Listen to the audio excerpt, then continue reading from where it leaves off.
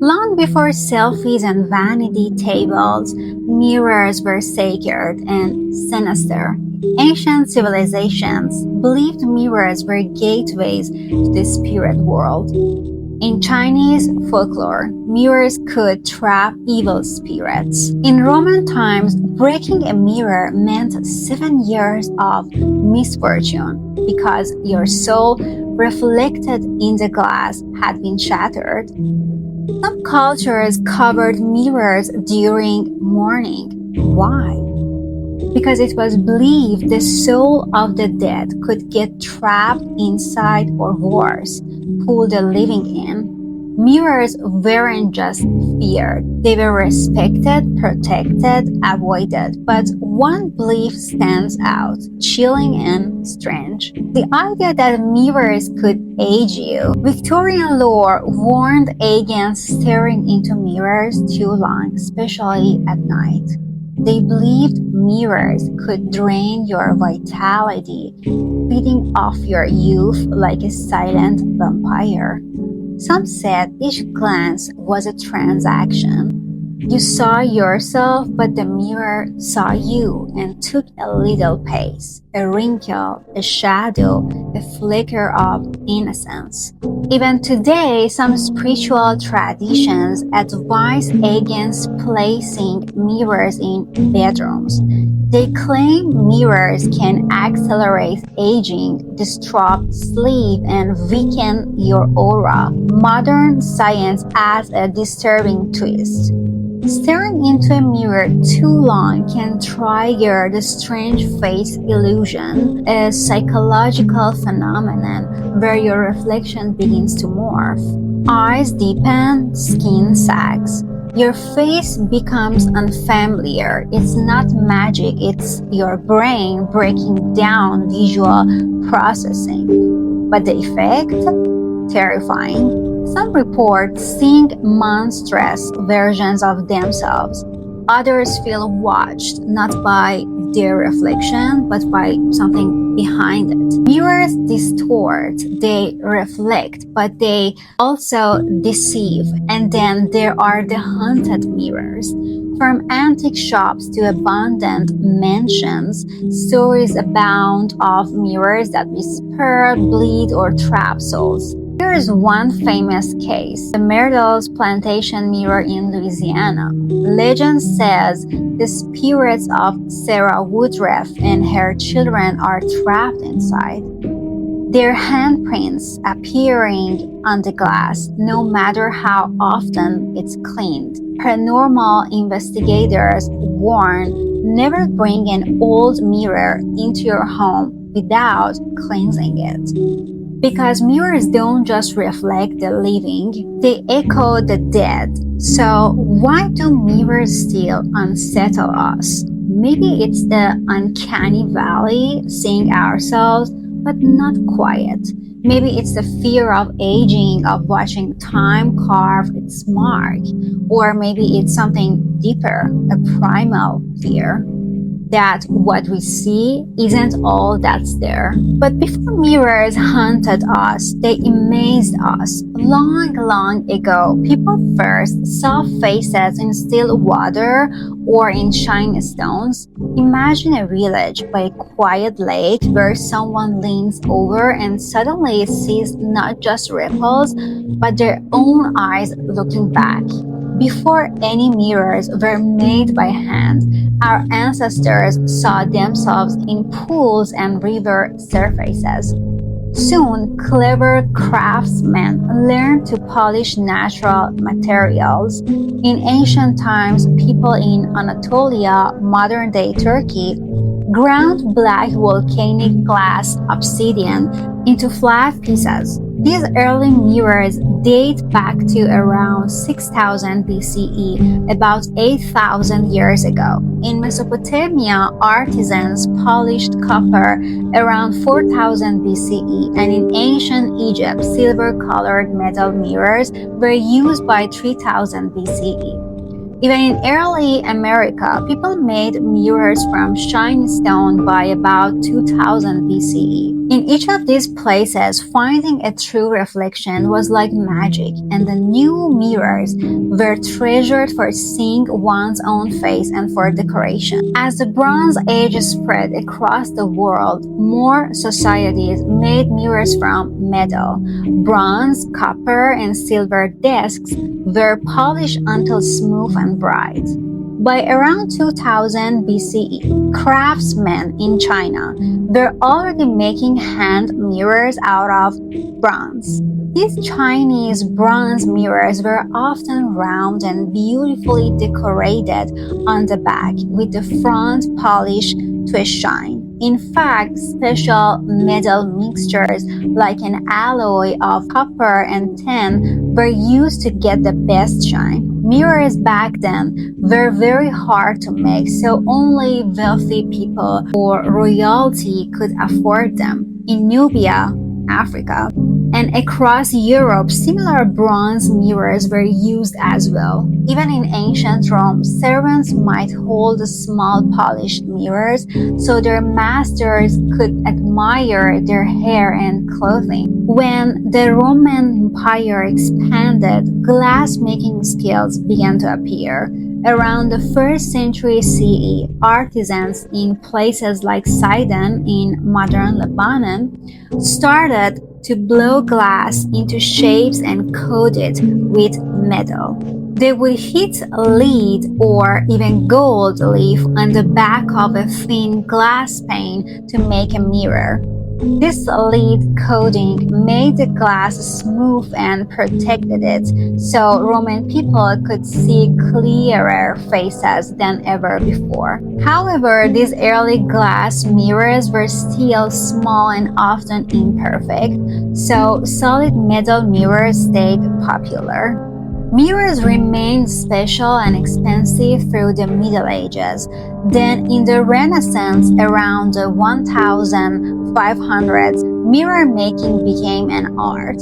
A Venetian artisan discovered a better way, a process called fire gilding. Tiny drops of mercury and tin were carefully applied to a flat glass, then heated until the mercury vaporized. This left an even thin layer of reflective metal on the glass surface. Venice became famous for this secret technique. Venetian workshops grew so good at making mirrors that by the late 1500s, they could produce pieces up to a meter wide. These mirrors were so valuable that they became luxury gifts for kings and nobles. In fact, one Venetian mirror in the 17th century was said to have been traded for an entire wheat farm. For a long time, Venice held a near monopoly on large clear mirrors. Only wealthy people in Europe could buy them. It took decades and some industrial espionage for this secret to spread to France and other countries. As Europe and Asia entered the modern age, mirror making changed again.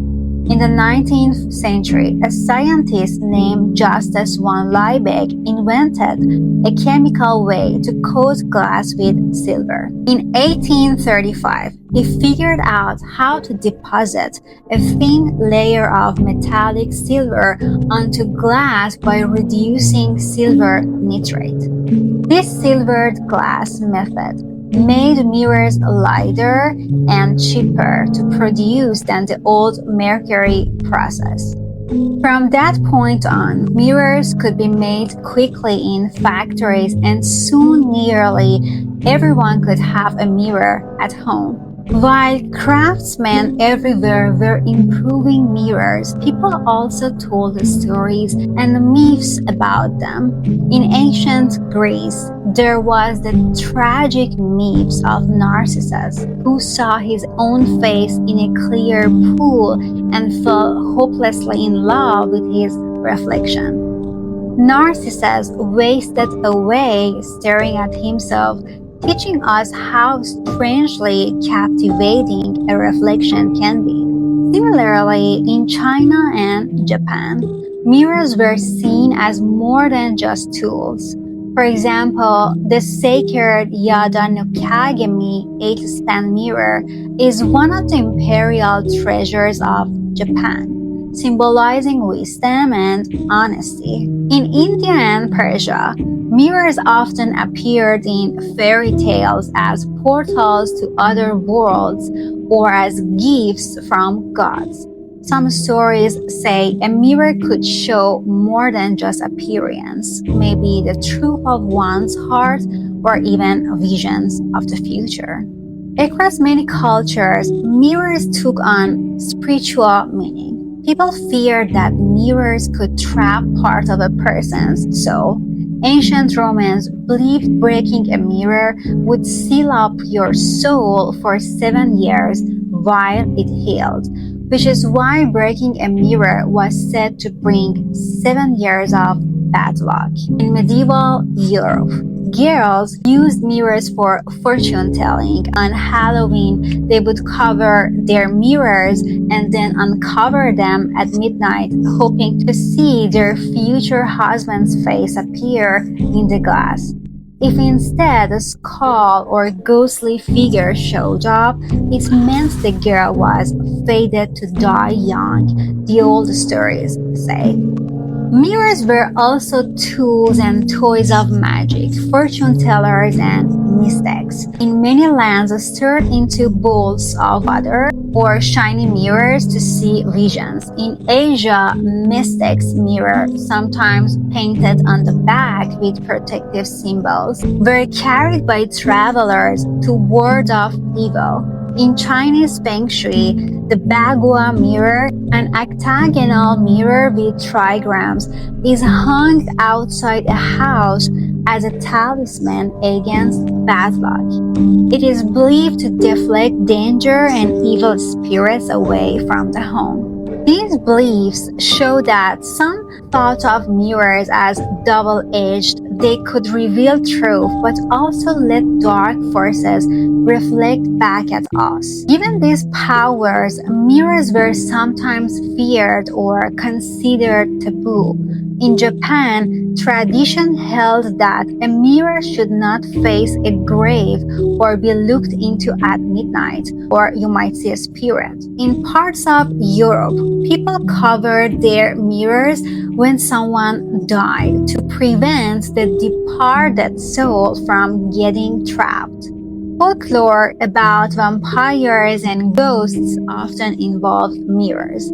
In Western vampire tales, vampires cast no reflection.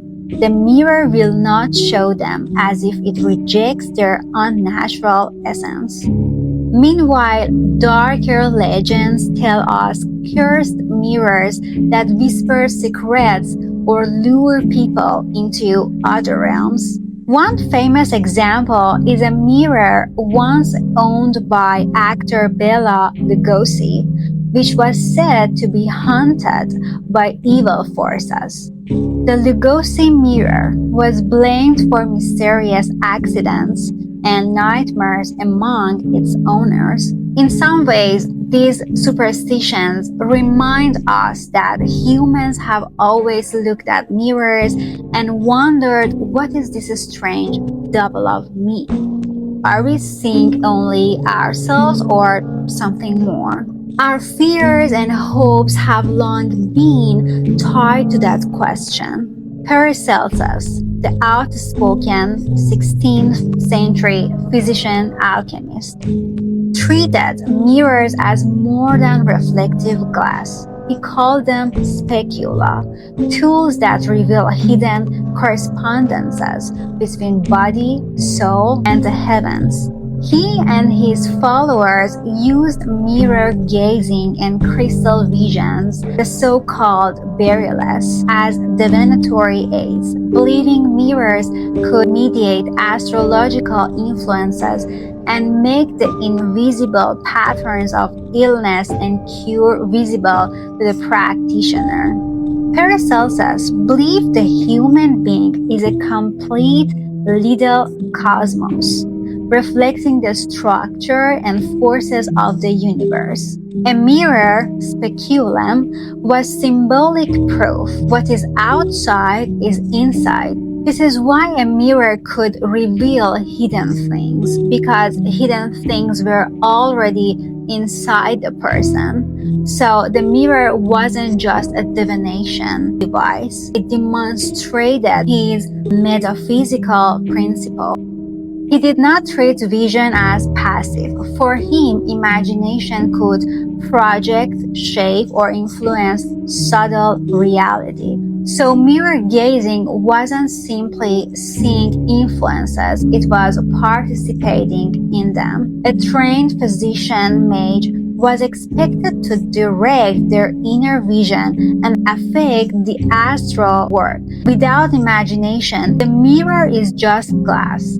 Paracelsus believed humans had an astral or sidereal body that could perceive influences beyond ordinary senses. The mirror was an external support for this astral perception. In his logic, the mirror didn't show something hidden out there. It allowed a practitioner to look with the astral body, since he believed many illnesses arose from disruptions in the astral body or planetary correspondences. Mirror scrying was a diagnostic tool, a way to perceive the signature of the disease. This ties directly to his doctrine of signatures. Each illness and cure has a cosmic stamp visible to the trained inner eye. Even in modern times, mirrors have not lost their mystery. In the mid-20th century, Soviet Union, a scientist named Nikolai Kozyrev built something he called a mirror. Though it looked nothing like a family mirror, the Kozyrev mirror was actually a huge spiraling tube made of shiny metal. It was tall and narrow, made of polished aluminum, and people could sit inside it. Kozyrev used this device to study strange effects on consciousness and time. Some who entered the mirror chamber reported odd dreams or a warped sense of time passing. Legend says the scientists thought they could bend time or capture psychic energy with it. Today, these stories sound like science fiction, but they are part of mirror lore too. Whether simple or bizarre, all these tales and facts form the grand story of mirrors. From the first look into still water, to the bronze mirrors of kings, to the silvered walls of palaces, to myth and magic. Mirrors have followed humanity through history. They were once rare treasures, symbols of beauty and the soul. They could protect or curse, reveal truth or trick the eye. And even now, when you catch your own face in a shiny surface, you're part of this ancient story. The mirror reflects back not just your eyes, but centuries of wonder, legend, and history entwined. If you enjoyed this story, don't forget to like and subscribe for more.